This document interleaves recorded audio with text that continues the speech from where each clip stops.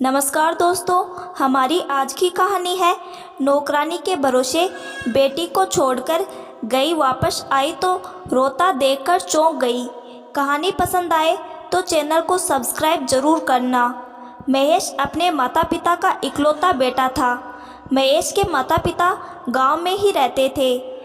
अभी कुछ महीने पहले ही महेश और उसकी पत्नी आशा दिल्ली शिफ्ट हुए थे।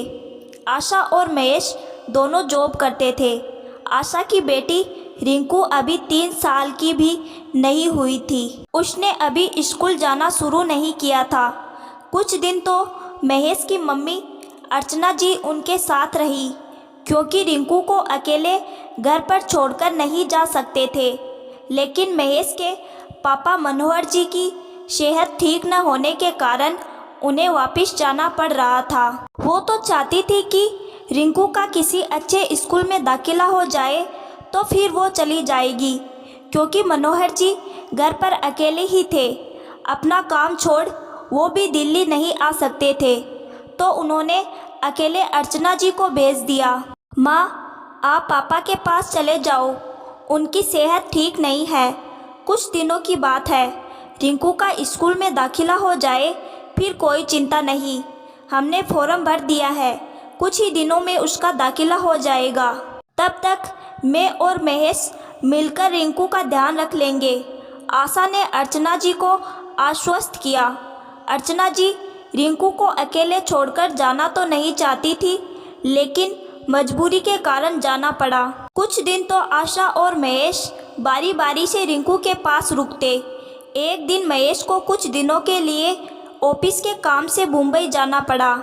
अब सारी जिम्मेदारी आशा पर आ गई। एक दिन की उसने छुट्टी ले ली, साथ में शनिवार और रविवार आ गए तो आशा को कोई परेशानी नहीं हुई। लेकिन सोमवार को अचानक से उसके ऑफिस से फ़ोन आया कि आज ऑफिस में सबका होना ज़रूरी है। तो उसको समझ नहीं आ रहा था कि अब रिंकू का क्या करे। पड़ोस में भी इतनी जान पहचान नहीं थी। सुनीता 2 महीने से उसके यहाँ काम करती थी। अर्चना जी उसकी बड़ी तारीफ करती थी। आशा ने सोचा कुछ घंटों की तो बात है, सुनीता को रिंकू के पास छोड़कर मैं ऑफिस हो आती हूँ, वहाँ से जल्दी निकलने की कोशिश करूँगी। सुनीता, तुम्हारा बाकी घरों का काम खत्म हो गया क्या? आशा ने पूछा तो सुनीता बोली, मैंने 2 ही घर रखे हुए हैं। मेरे पति को काम करना पसंद नहीं, लेकिन बच्चों के पढ़ाई के 100 खर्चे होते हैं, इसलिए मैं 2 घरों में ही काम करती हूँ, ताकि उसको पता भी ना चले और बच्चों की थोड़ी बहुत ज़रूरतें भी पूरी हो जाए। दूसरी बीबी जी आज घर पर नहीं है, इसलिए आज वहाँ नहीं जाना। आज तुम किसी तरह रिंकू के पास रुक सकती हो, मुझे आज ज़रूरी काम से ऑफिस जाना है। आशा ने सुनीता से आग्रह किया। कोई बात नहीं, आप जाओ बीबी जी, मैं घर पर कोई बहाना बना दूंगी। छोड़ तो रही थी रिंकू को, पर अंदर से बहुत डर लग रहा था कि कोई गलती तो नहीं कर रही। सुनीता पर विश्वास करके आशा ने सारे कैमरे चेक किए। सब ठीक देखकर वो थोड़ा आश्वस्त हुई कि इनसे सब पता चल जाएगा। वो रिंकू को सुनीता के पास छोड़कर ऑफिस चली गई। साथ में महेश और अर्चना जी को भी फ़ोन कर गई कि आप फ़ोन पर रिंकू का हाल पूछते रहना। अच्छा रिंकू, मैं जल्दी से ऑफिस होके आती हूँ, तब तक आप सुनीता आंटी के पास रहना। आंटी को तंग नहीं करना, मेरा अच्छा बच्चा, कह आशा ने रिंकू को प्यार किया और ऑफिस के लिए निकल पड़ी। सारे रास्ते उसका ध्यान रिंकू की तरफ ही लगा रहा। ऑफिस में जाकर वो काम में लग गई। बीच बीच में फ़ोन पर रिंकू का हालचाल पूछती रही। रिंकू खुश ही लग रही थी। शाम को जब आशा ऑफिस से घर आई तो दरवाज़ा खुला पाकर उसका दिल जोर जोर से धड़कना शुरू हो गया।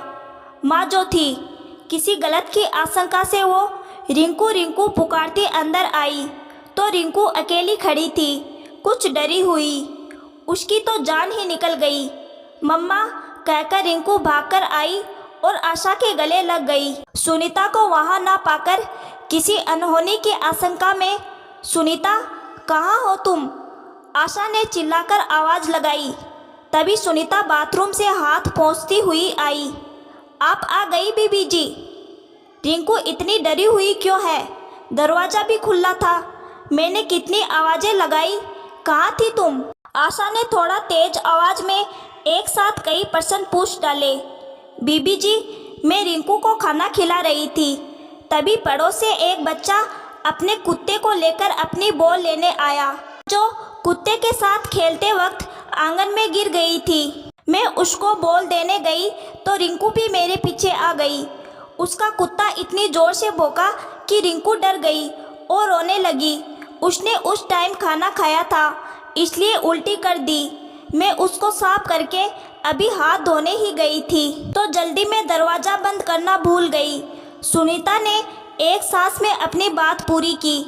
आशा को बड़ी आत्मग्लानि हुई कि वो सुनीता पर शक करने वाली थी।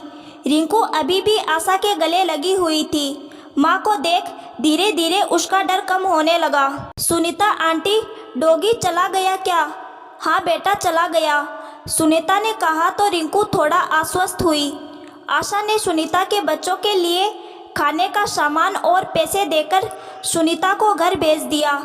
थोड़ी देर बाद महेश भी टूर से वापस आ गया। रिंकू भागकर महेश की गोद में चली गई। रात को दोनों ने कैमरे में चेक किया तो उन्होंने देखा कि सुनीता बड़े अच्छे से रिंकू का ध्यान रख रही थी।